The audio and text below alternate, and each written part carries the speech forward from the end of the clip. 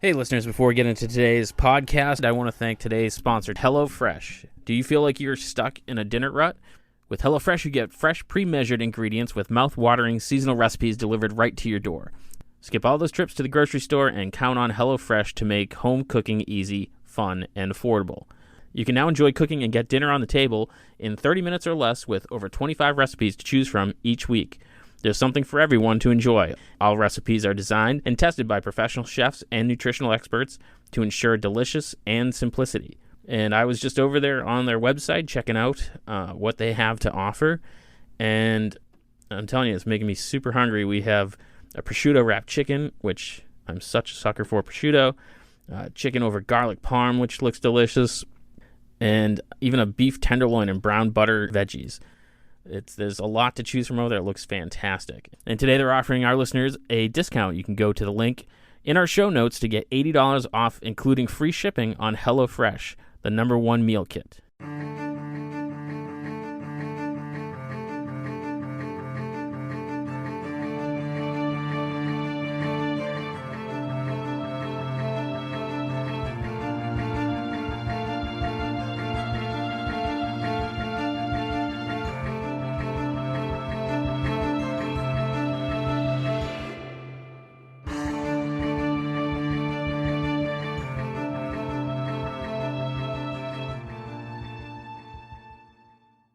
Welcome back, Inebri-ites. This is Andy, the Inebri-art podcast. And over the course of the last 5 years, I've been able to meet a lot of cool people and get exposed to some music and art that I have not been familiar with. But today is not that case.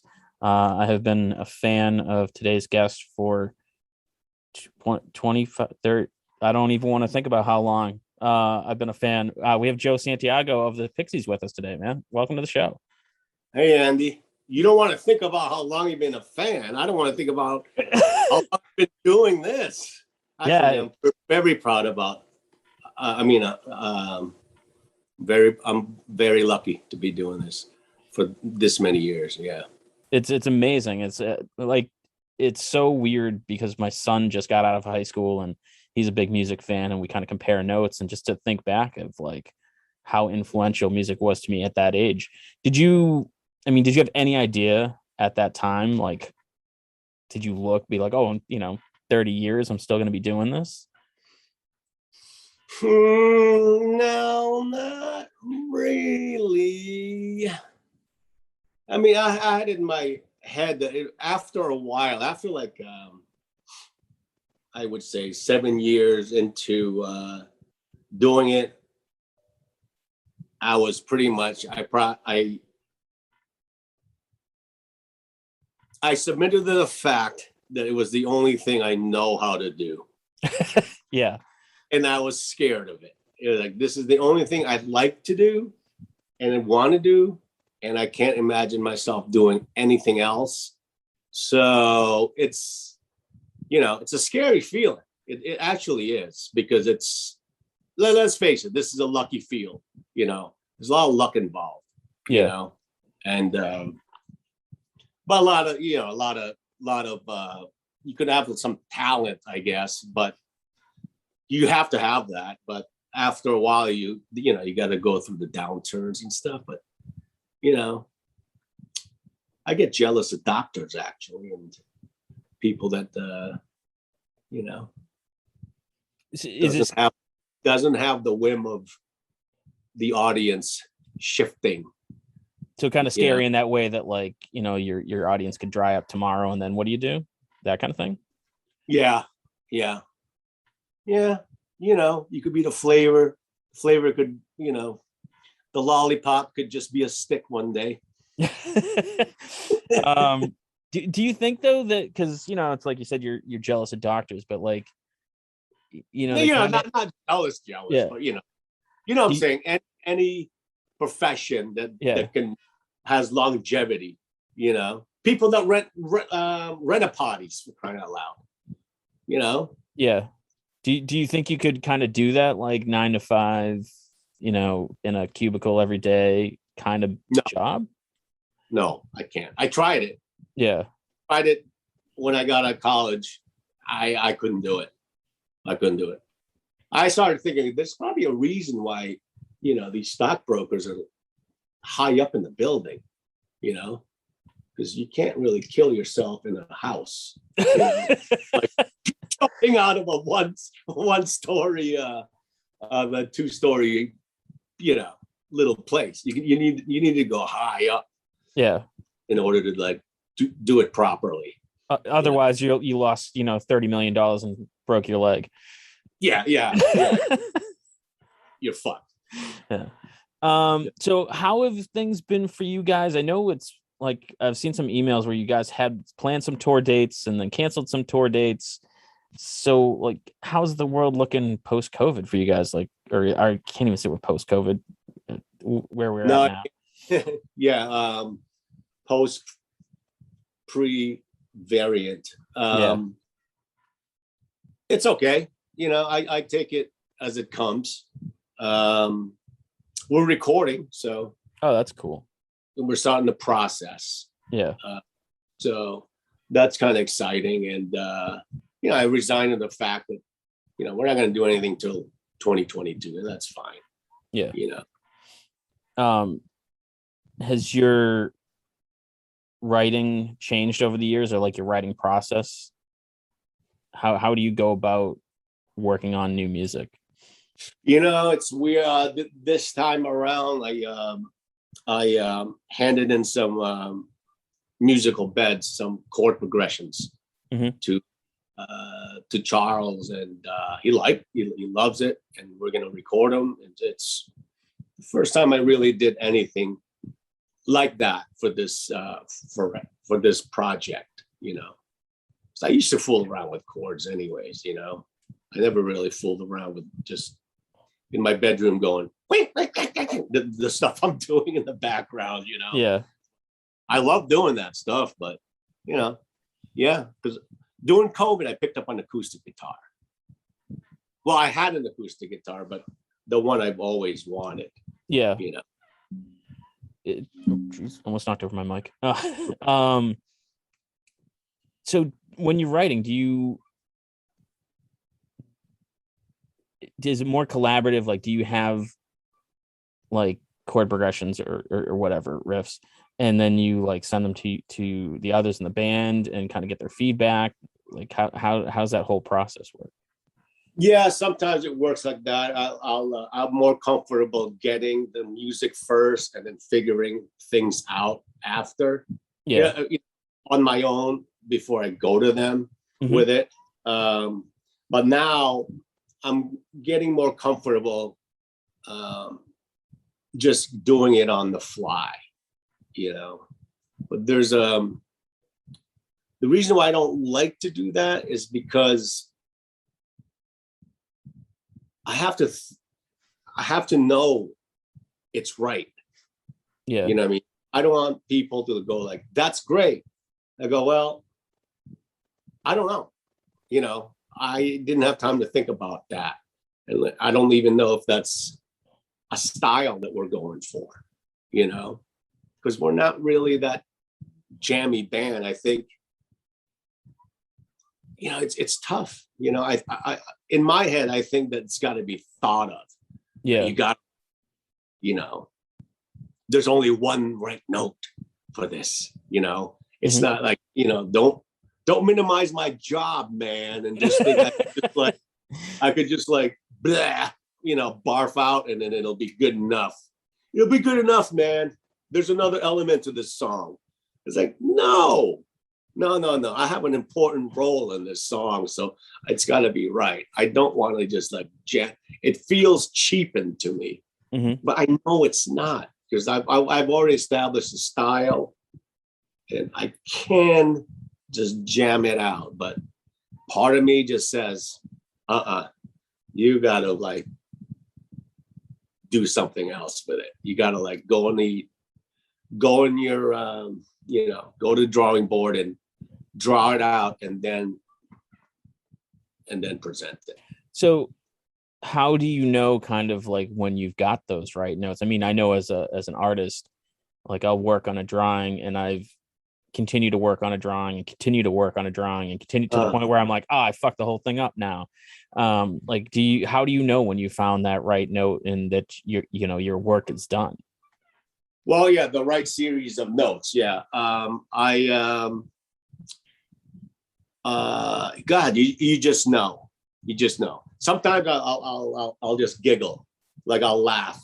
Like, oh, that's funny, and if it's like that, it's good. If it could make me kind of like laugh a little bit, it's a good thing.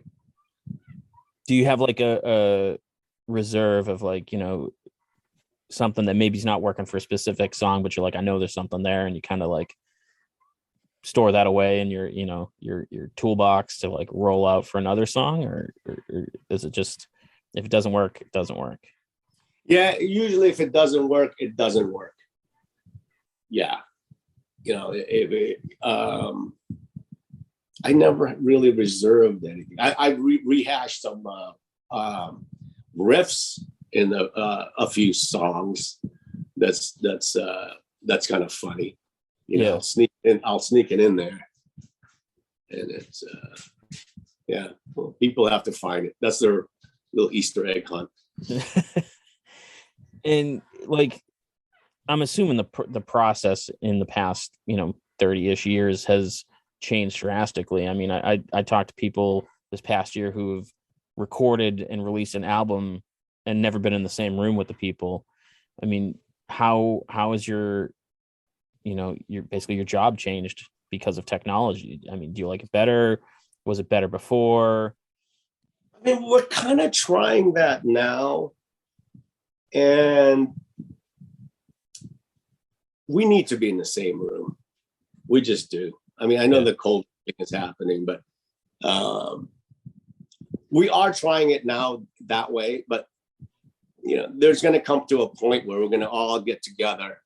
The air is moving to everyone, and there's a vibe, and we're just going, oh no, nah, this doesn't feel right, because you're either thinking about, first of all, the structure, the notes, and you're thinking about too, like, how's this going to come across live?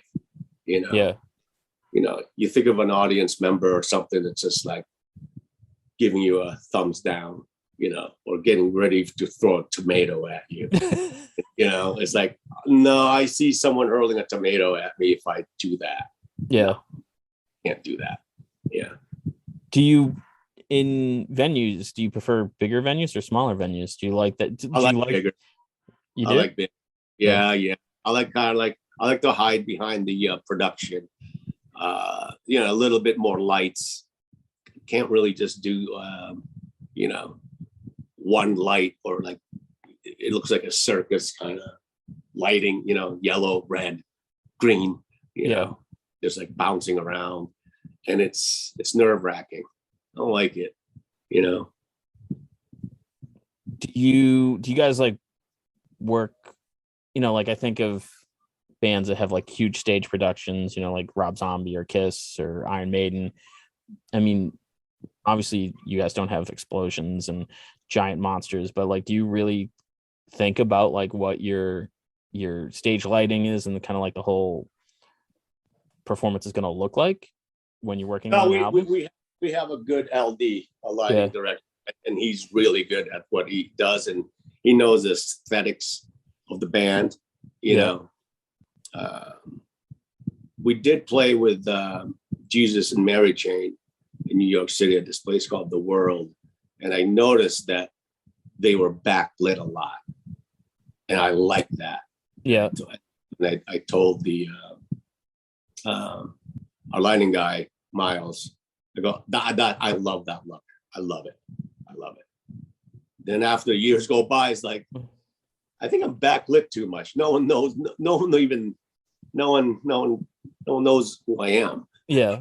The ego takes over. Even though your shadow is cast on the feed are huger than fucking light. I look like fucking King Kong. When you look at the shadow cast. But is there a venue that like really sticks out And I mean, you guys have gone everywhere. Is there one that like really sticks out that's like your favorite? Yeah, definitely. Brixton Academy. We just love playing there. It's always the crowd is just goes crazy for us. London, the Brixton Academy. It's magical. Yeah. Any of the old Boston local ones that stick out? Because you guys started in Boston, right? Yeah. Yeah. You know what? Funny enough, Boston, there's nothing really that sticks out to me. A lot of them have been closing down too. It's over the past year, there's been a few that have kind of gone. The Rathskeller, we love the Rathskeller. Yeah. That was like my introduction. That's when I knew I made it one time. You play the Rat? The Rat. Yeah. There was a guy named Mitch. Yeah, Stoma. And I was about to go downstairs, and I was ready to pay up. Pay my $5, go see the band, and then he goes, "He's okay," and I just like, what? It's like I went downstairs, yeah, and there was Charles and 5 other people, and I felt bad. I go, fuck, I gotta give this band some money, man. How are they gonna get home? And but they were awesome, great band. I think they were called Swan. It was really slow. Oh, rock. I think I know them. Yeah. Boom. It's just like this is just the BPM must have been like about 25 or something ridiculous. Yeah, I think my college roommate used to listen to them. Mm-hmm. I think, yeah, that's funny. What are you listening to now? Yeah, I just listened to my weekly. Actually, just before I hung up, I was listening to 2,000 Light Years by the Rolling Stones. But you mean new music? Yeah. I really I like some of them, but I'm kind of at the moment disenchanted by it all, and that's always been the case with me. Anyways, I never really listened to modern music. What's going on? Yeah, because it's already going on. You know what I'm saying? Yeah, it's already going on, and why join that pile? Mm-hmm. But I know there's other ones in there now because the radio is practically dead. Yeah, for sure. But I could turn on K-Rock and see what I don't want to sound like, because it's like, alternative. Everyone's fucking alternative now. When over half the acts out there are alternative. That's not really an alternative. Yeah, it's not an alternative anymore. It's just not. Yeah, it's funny because like you were kind of like in that early stages of alternative with the where you were really the alternative to the hair metal, and I was we were there doing metal years. Yeah, I was playing poker Friday night with some old high school friends, and it was like Def Leppard they were playing, and I was like, oh man, it was kind of nostalgic and kind of like, oof, I don't know if I really like it. It seems so. That was like a crucial point in my life, I think, when I switched from like hair metal to like more hardcore music and alternative stuff. And so it's kind of like look back and be like, yeah, man, I don't see it anymore. Yeah, when we were doing Bossa Nova here in LA, I cruised down the Sunset Strip, and it was just ridiculous for me anyways. It's like, I do not belong here at all. But I still enjoyed. I just enjoyed going down because it looked like a silly parade. Yeah, it's like a parade of goofballs. It looked like, not really. I mean, a parade of, to me at that time, goofy, but it was a little intimidating too. In what way? All that leather jacket, that hair, the things. Like, I can't pull that off. That's not me at all, man. Yeah. Give me my Oxford shirt any day. That's what I'm comfortable with. But I think it was just, at that right time, people really wanted something more stripped down and less, fashion doesn't have to be part of music, and I think that was kind of like, you couldn't separate the leather jackets and the big hair from the hair metal, but, alternative really didn't have I shouldn't say didn't have a specific look. It got a specific look, but I think initially it didn't. Yeah, with all that outfit too, save your money, go buy a nice guitar pedal or more strings. Yeah. There's better things to spend your money on. You got your gear, you got to get extra strings.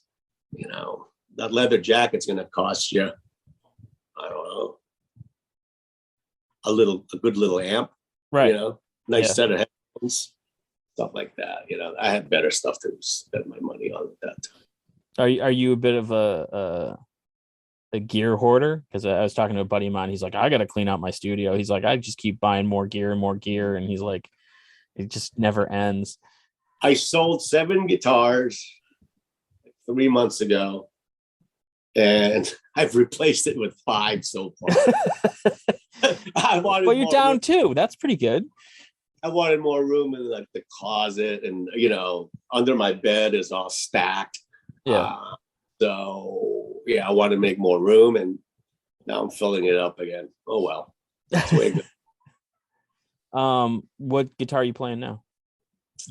I bought this Coronet single coil pickup, 1960 something, old guitar, and I bought this Martin that I love. It's all mahogany. It's an 015, I think. It's great. And I tried it at Norm's Rare Guitars. It's a pretty famous place, but they have couches there, right? Yeah. So I would take a guitar and sit on the couch and see how it feels, and see how it sounds that way, because I'm only going to play for myself anyways. Right. I really wanted like these. I was in there to I had a big budget. I wanted to get the guitar, the D something. I forgot what it was, but it's like the quintessential Martin. Yeah. I didn't like the way it sounded compared to this one. And this one is a little smaller guitar, and it just sat on my lap better than on a couch, because that's where I'm going to play it. Space it. I'm going to be on the couch, So that guitar sounded really good at that angle, and was very comfortable, and it sounded great. And this is the one. It's just funny the way you're talking about it. Like, all I could think of is like that scene in Harry Potter where like the wand picks them. Yeah, that's right. Yeah, oh, the wand picks them. Yeah, just like the book. You go to the bookstore, it picks you. Yeah. It's just like the right guitar at the right time. That was the one. That's what you go for. Actually, that's what you're going for, because they all feel different. Yeah. And that was not the guitar I want. That was like the last thing that was on my mind, was that guitar. I'd never even heard of it. The color was like, I wanted something more spruce and ashy. And this one was dark mahogany all the way around, but it sounds so good. It's like, oh well, you know what? Fuck it. Yeah. It's funny. Like, I bought the first guitar I bought when I was a kid was just like the shiny blue guitar, and I just wanted it because it was shiny and blue, and it was fine. And then I got a little older, and I bought my second guitar, and it was a Fender Stratocaster. Yeah. And it was just one of those like, oh my God, like, why did I buy that? The other thing's a hunk of junk compared to this. And it was, kind of like, it's not always about the look. It's got to, like you said, it's got to feel right. And the look, and also, the ease of use. I say that because I broke a string on a 12-string Rickenbacker, and it was a pain in the ass to change. For me, it was like, oh my God, this is a nightmare. 12 strings, I think. And you got to be really careful in which tuning peg to tune it on and all that stuff. I know there's guitar techs out there listening who are like, God, come on, get over yourself. But, but then I broke another one, and I just said, screw this. I'm selling this thing. Yeah. You know, I can't deal with this anymore. You know, plus 12 string to me, it's a one-trick pony for this band. You know, Roger McGuinn, that's what he's known for. But this band, you know, I can't play 12 string on every goddamn song. Yeah. You know? It's an overdub. And you've done other stuff too. Like I was looking at your Wikipedia page. You've worked for like music on television, stuff like that. Is that like, how does that compare? Was that just like I needed a gig kind of thing, or was it just kind of breaking out of the box, doing something different? Like how did that come about? I needed a gig. Yeah. And this is it. You heard it here first. I basically ran out of money. Right. Yeah. I enrolled into a community college, and I was about to read gas meters. Oh, you serious? Yes. Wow. But I was also handing in my reels. Yeah. To agents and stuff to compose. So the moment I was about to get a route for reading fucking gas meters, and I was in community college, I got a call from my agent, or the agent. Agent, and she said, hey, there's this show on Declared, and Judd Apatow wants to see you.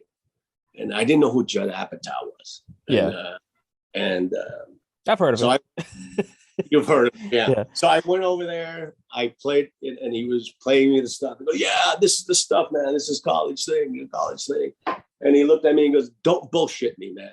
He said, how long did it take you to do this? Well, I don't know, maybe an hour, 2 hours. And then he goes, okay.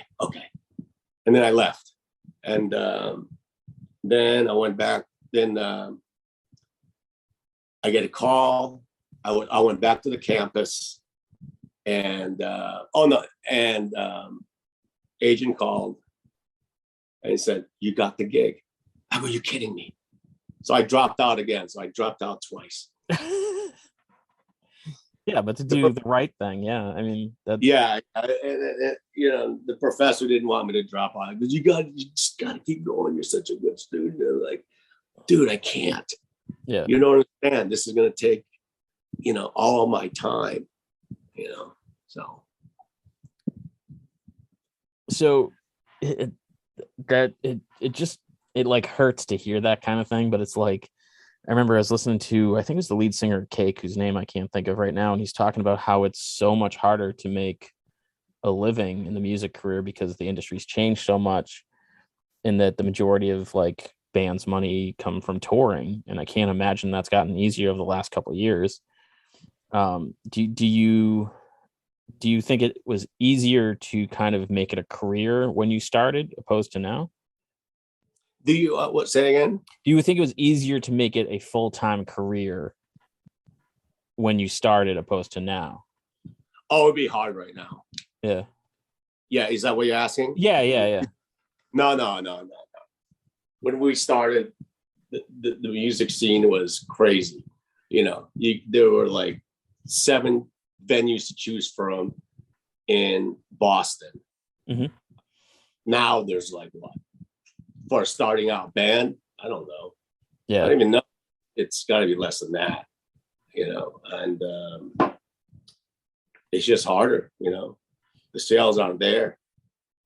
It's funny. Like we have a really healthy music scene here in Plymouth, just south of Boston. And there's full-time musicians, but you play bars 3, 4, maybe 5 nights a week and you're just doing cover stuff, and I can see that getting real tedious and real old, and it's tough to make it feel fresh and stay interested. Yeah. Yep. Yeah. Well, we got lucky. Like I said, when we started out. So. Yeah. And you guys are looking to tour next year? Yeah, next year. Do you have like places already planned? Like, is it gonna be US? It's gonna be world tour? I don't know. I think we're gonna just go where people are vaccinated the most. We're just not gonna go to these places that are like, sorry guys, you don't have your shit together. Yeah, it's funny. You gotta get rid of that governor. Yeah. He's fucking you. He is fucking you right now. It's funny. Like, I just talked with Dave from Big D and the Kids Table, and he said almost the exact opposite. He's like, I think it's going to be easier to tour in red states. He's like, I feel like just it's like the states you want to be in. He's like, I feel like it's going to be so restrictive on what you can do and the size of the venue. He's like, I just feel like it's going to be easier to tour in those states that you don't necessarily want to be in because they're kind of, shit shows right now. Yeah, but one guy, one crew member, anyone on your staff gets COVID. You got to derail the whole tour. Yeah, you're done for 10 days. That's the rule. 10 days gone. So I don't know if it's worth going down those places. Yeah. It's crazy to have to like think that way. Hopefully it turns around relatively soon. Yeah. Are you on the West Coast? Yep, I'm on the West Coast. How are things over there now? Are they still locked down and pretty restricted, or? It's good. There are pockets here, in LA, which LA's pretty good. Yeah. Everyone seems to be on board with getting vaccinated, But the people I hang out with are. Yeah. So that makes it a lot easier. Yeah. Then you don't have that. I feel like everybody has that one crazy friend where you're like, I won't see you for a while, buddy. I don't understand. I just don't. Yeah. This freedom is giving freedom a bad name, Yeah. Individual freedom. I get it. I could be a hypocrite and just maybe say, no, not this time. You're impeding on my freedom. But would I have a freedom that I want to do? It's not, it's for myself. It's not going to hurt anyone else. Right. It just won't. There's a community aspect to what I'm going to do as far as my freedom is concerned. And I just don't understand the rationale of it. It's my freedom. It's like, well, you have the freedom to punch yourself in the face too, but you're not going to do that. Like, why are you putting yourself at risk? Yeah. To prove a point, it just seems silly. Mm-hmm. But, so you're recording stuff now. Is there a date for when it will be released? No, if everything is lined up, it would be released around springtime.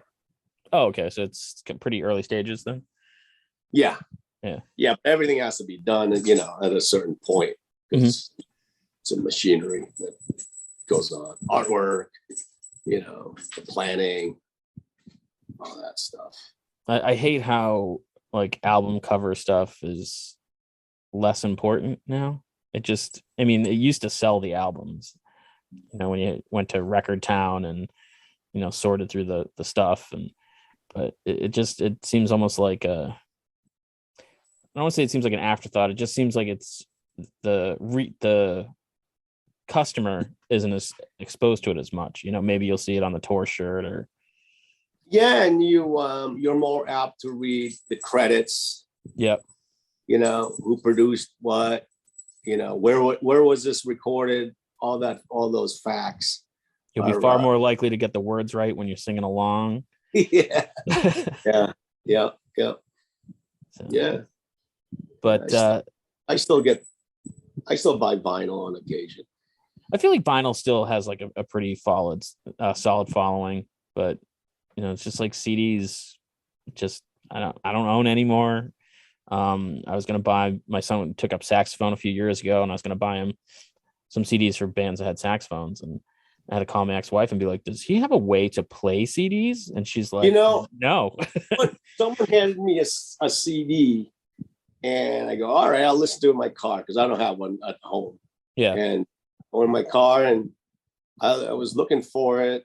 There was like seams on the thing. I was like trying to like, where the hell is my CD player? What happened to it? I read the manual, and yeah, I was almost called the dealer. I go, "You guys forgot to install a CD player, man." But it's like it doesn't even have one. My car, it doesn't have one. Yeah, I stumbled across it. My laptop has a CD drive, and I'm like, well, at least I have that, But it's just it's you can't share music in the same way that you used to be able to. And it's like now it's a playlist opposed to a mixtape. Yeah. And I feel like there was something about like the act of like, if you got a mixtape from someone and been like, "Here, I made you a mixtape," there was effort involved and like real thought, opposed to being like, "Oh, I just bookmarked a bunch of songs and sent you a playlist." Yeah, they're not getting the same impact on the MP3, but someday they'll get there. It's getting closer. Yeah. What we hear, no one can hear what we hear when we're recording anyways. I mean, we hear it at like a ridiculous fidelity in the studio. But the mastering engineers have to, they're starting to master it in like, probably an iPhone. Yeah. Or really little speakers and, crappy speakers. So it could sound good on that. And, AirPods and all that. Doesn't, no one cares about hi-fi anymore. Yeah. Yeah. But I want to say thank you for taking the time to talk to us. This was amazing. All right. And we hope our listeners check out your album when it comes out next spring, and goes out and sees you guys on tour. All right, man. All right, Andy. All right. Have a good one. Thanks for listening to today's podcast. You can find us on all social medias at Inebri-art or on Instagram at Inebri-art6. You can email us at Inebri-art@yahoo.com. And make sure you listen to the other podcasts on the Inebri-art Podcast Network, including Bar Talk, Old Colony Cast, Retro Redoctopus, America's Hometown Horror Podcast, and our newest one, Theme Park Legends, a podcast about working at theme parks. What else? And we'll catch you again next time.